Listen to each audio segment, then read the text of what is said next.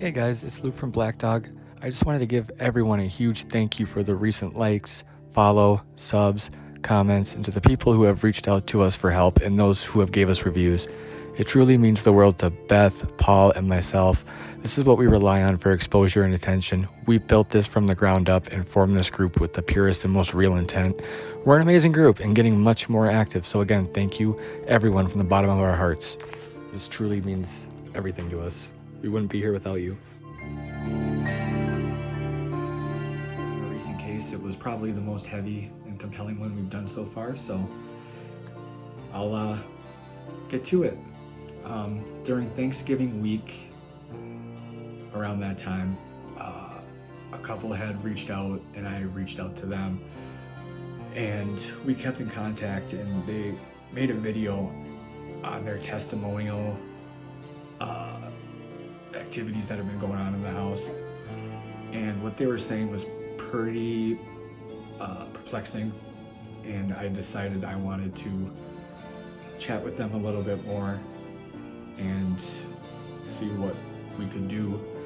The backstory, it's very, very dark. This is in the early to mid 90s.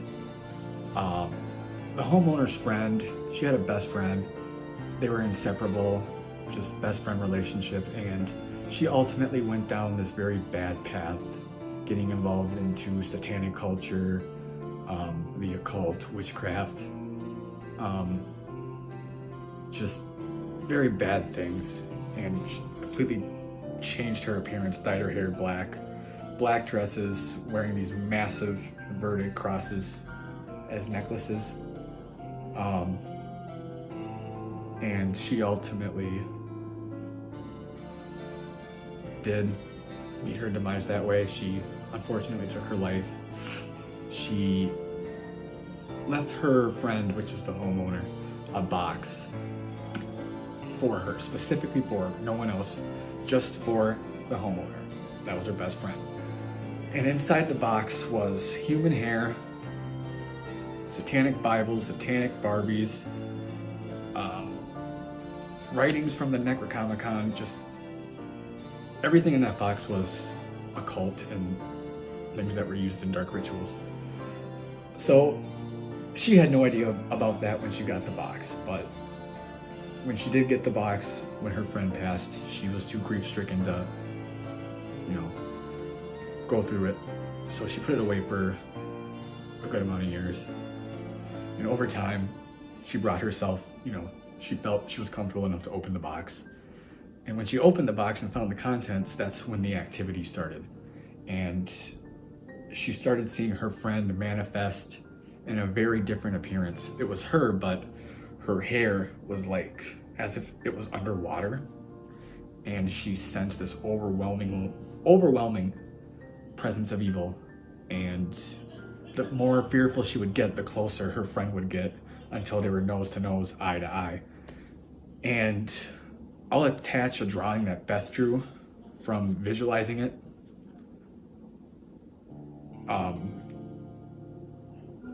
That's a pretty disturbing image. I mean, you can see her friend, and behind her is a black, massive, demonic entity with horns. So for those of you that don't know, Beth is a intuitive, has the ability to hear, see, and visualize things that we cannot. And from the description of what the homeowner encountered with her friend's manifestations, this is what Beth came up with. And this is what we showed the homeowner, and it was very, very similar to what everything she was seeing. The horned figure was not in the manifestations, but this absolutely terrified her, seeing her friend manifest this way and knowing this is not how she is and who she is, having such an overbearing presence of evil. And thankfully, she has not had these physical manifestations in quite some time, but it's still very active. And whenever she gets upset, the stress, the energy in the house picks up and things will start happening on cue. But behind her friend, is a big, black, horned, demonic entity. And it's attached to her. She did practice these summoning rituals when she was alive. So I go out there and help them out and listen to them and kind of walk through, and they've had furniture flipped over, all of the chairs in the dining room be pushed face out, and they're all a uniform pattern. Everything's deliberate. I mean, their recliners are so heavy and it's just massive. There's no way they could just flip over a cat. It would take an absolute amount of force to do that. So when I'm there, I don't initially pick anything up. I do, however, go into the movie room with them, and I'm listening to her boyfriend speak. And I keep going like this when I'm listening to him because I feel like someone's behind me, and I put my hand out, and there's a cold spot. It was so cold, just so cold. And, you know, shortly after, we're all sitting there, and, you know, the homeowner, she's coming in, walking in the hall. He's sitting on the couch, and I'm standing 4 feet away from him, and all of a sudden the lights just shut off, and I ask, is there any way that you guys can control those lights, or are they motion timed? They're like, no, that's, you know, they're used to that in their everyday occurrence. I'm not, so I don't live with it.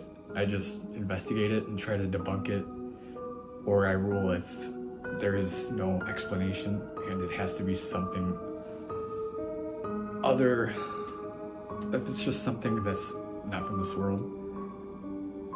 And I left. And when I left and came home, I think something followed me because I just did not feel like myself for 4 or 5 days.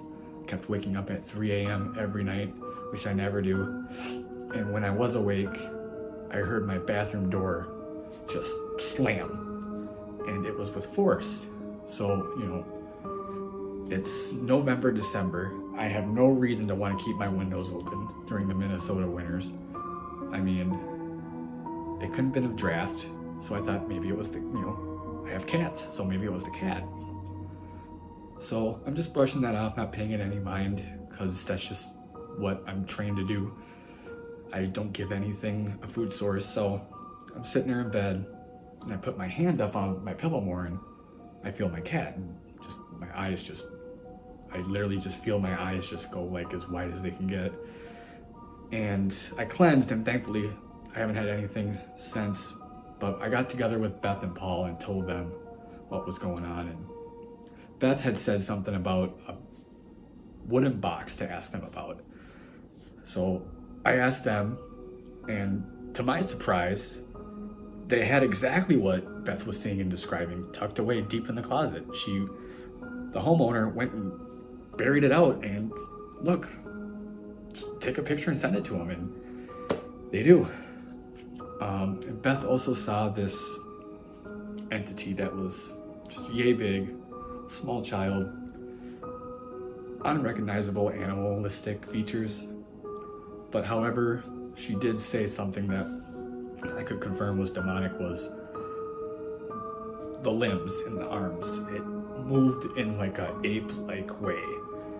The arms were longer than the body, and it walked just like how an ape would. And amazingly, we caught something, the homeowner caught something on camera that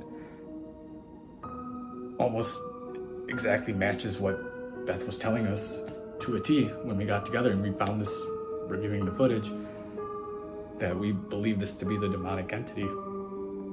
But it was very dark. There's so much that happened that I couldn't make a video long enough to explain it. But I'm just gonna give you guys the backstory and the explanation and just other things. So thank you so much for viewing. Please like, subscribe, comment, And if you know anybody or if you need help with any unwanted guests in your home, you know who to reach out. And here's a picture of the furniture. There is some serious weight to those, as you can see. It would be absolutely impossible for something to flip on its own like that. The chairs at the dining table would be turned around and the seats would be facing outward, and it would be a complete uniform pattern. Crosses hanging on the wall to be flipped upside down so it appears inverted.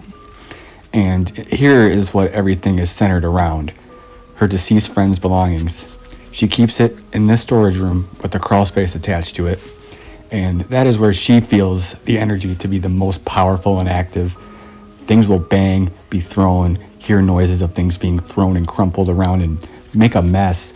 And you walk in and the storage room is completely trashed, as if somebody came in and just trashed it. Looked like they were robbing the place looking for something.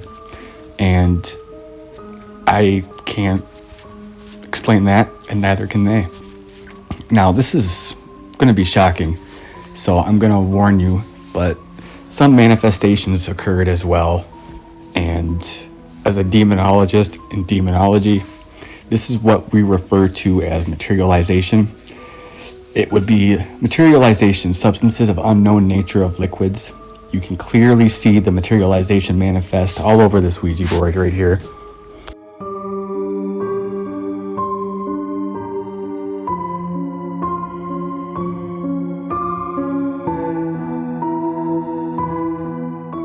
Her friend also had a notebook that she kept diaries in. She obviously altered it to look different, but this is the actual notebook she showed me and showed the rest of the team when we all got there.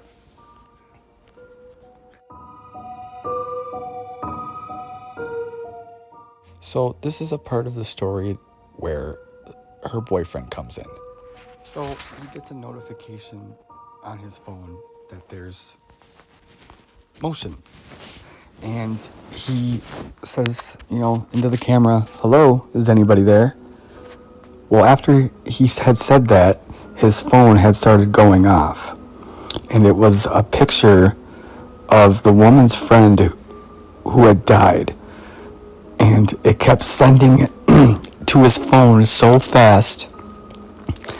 And so, it was just so on cue that it would be no way possible for another cellular to be able to do that. That has been tested multiple times. And something was in Arabic, translated to "take pity." The next morning, they talked. They had absolutely no recollection of being able to do that. She was asleep. It was just impossible. Now, this is where he starts to become affected through this. He would have his stuff just randomly go missing. And it got to the point to where, he would say to his girlfriend, "Okay, it's a good joke. I'm not going to be mad. It's a pretty funny joke, okay? But you got me." And they would be looking at each other, confused and not knowing what any one of them is talking about. They would be both confused.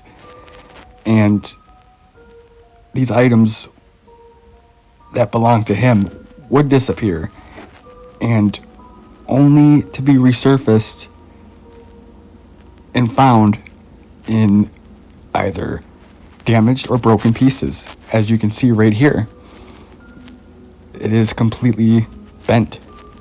And if you look, you can't see any impressions or anything that like a vise or a pliers could do.